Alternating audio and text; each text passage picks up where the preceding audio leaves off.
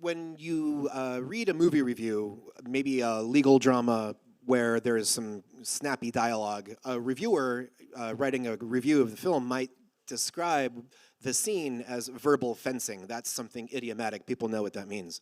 And tonight we have these different stories of struggles and rivalry, and we thought we would show you some actual fencing. So, fencing comes from the Latin defensa, which means protection, and came into Old French as défense, and then into Middle English as fence.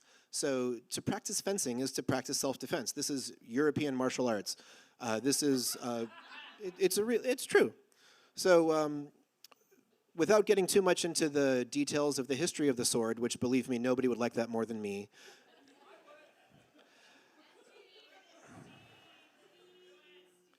The history of sword fighting goes back to the Bronze Age, and they were weapons of choice for the Greek hoplites and the Roman legionaries. And in the Middle Ages, or even before, with the coming of the knights, the sword acquired connotations of nobility. And so in Golden Age Spain, to be a gentleman of sword and cape, capa y espada, was to be of noble birth. Something funny happens when technology becomes obsolete. It oftentimes becomes the hobby of rich people. So just like horseback riding and horse racing, the same thing happened with fencing. And this really happened after firearms displaced bladed weapons as the main weapons on the battlefield. So if you think of the novel of the Three Musketeers, the novel is famous for the sword fighting, but the Musketeers, the regiment carried muskets. That was their whole point. So in the 19th century, there developed a consensus of terminology and methods, and there arose a profession of professional fencing masters, and it became a sport. In the 19th century, they say that the Battle of Waterloo was won on the sporting fields of Eton. So that the real concept of modern-day sport as leisure activity, with different sports for the rich and for the working class, there was very little comparable any kind of social activity like sports in the Middle Ages. So, thank you. There are three different flavors to modern fencing. There's the foil, the épée, and the saber. We'll only talk about foil tonight to keep things simple. Foil comes from the French fleuret, which means little flower, because fencing students, basically training for dueling, would put little monkey fist knots or other little protections on the tip of their rapiers, and those little knots were little flowers, or fleuret, which becomes foil in English. So the fencing foil is the descendant of the gentleman's small sword, which was the dueling weapon of choice in the 18th and 19th centuries. And so in foil fencing, one scores with just the tip. Thank you. So the essence of the action is thrusting, and the target area for foil fencing is the torso. So excluding the head and the arms, foil fencing is training for dueling, and so those touches which score you points are killing touches. And there's another complexity which doesn't bear going into, but in foil fencing, much like in volleyball, the team that serves is the only team that can score a point. So in foil fencing, you need to establish priority or take the right of way. So you take the initiative in the action, only then can you score. And as one of my fencers pointed out to me, the point of right of way in foil fencing is to punish you for screwing up. So this complexity of right of way and the unique rules that make it such an intellectual challenge are why we call fencing physical chess.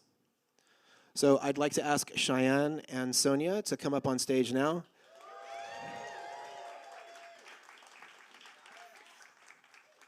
Joining us from Halberstadt Fencing Club, which is just on South Van Ness, a few blocks from here. If you would take your masks and come on guard, we will demonstrate a few points of the vocabulary of fencing. So, thank you. Could you show us parry 4, parry 6? Sonia can attack, And Cheyenne, defend yourself at parry 4, thank you. Exactly, the repost. Parry 6, please. And repost, very good. A beat attack with disengage and touch. Beautiful. In real fencing, this action happens at incredible speed, as you are about to see, and I will get off the stage for that part. But what we're showing you right now are the vocabulary of the fencing bout. So if you take a step back, could you show us an attack with incortada, please?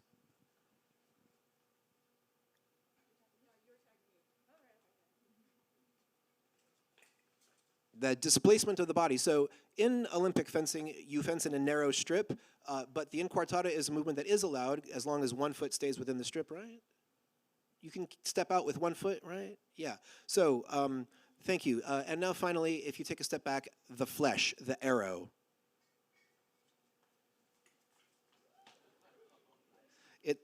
Thank you very much. We will now have a fencing bout, best of 3 touches, please. And I'll get down for this.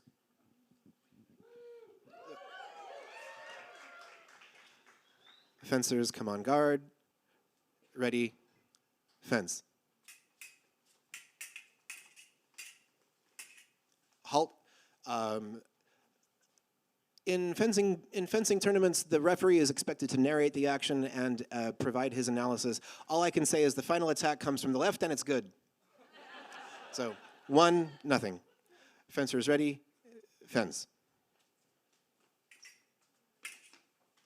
Halt. I saw attack, parry, repost. Did that land? No, okay, my bad. Carry on. Ready, fence.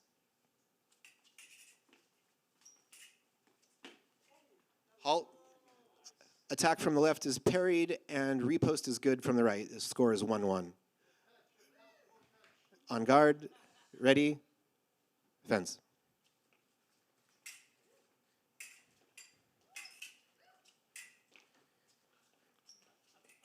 Halt.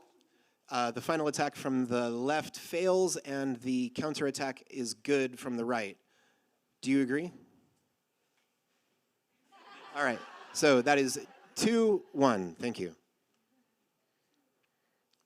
2 on the right, 1 on the left. Okay, I take that back. 2 on the left, 1 on the right.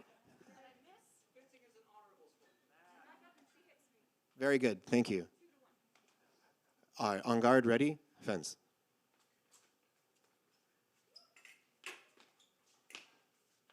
Halt, okay, attack from the right is good.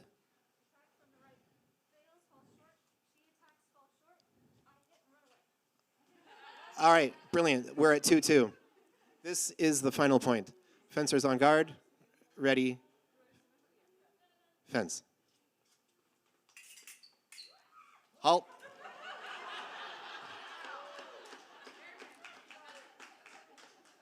I believe that the fencers come close. There is no body contact, which would have halted the action. Final attack from the right is good. So, thank you very much.